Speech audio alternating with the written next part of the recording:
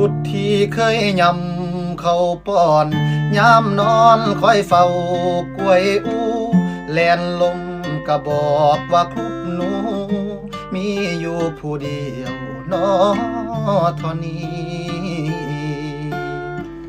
เป็นหมอยามเฮาเจ็บไข้เป็นครู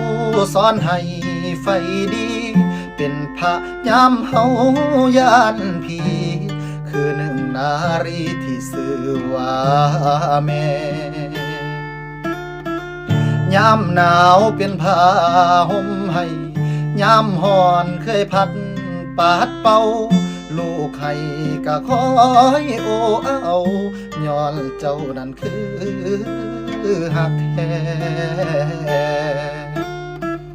เบิดในโจ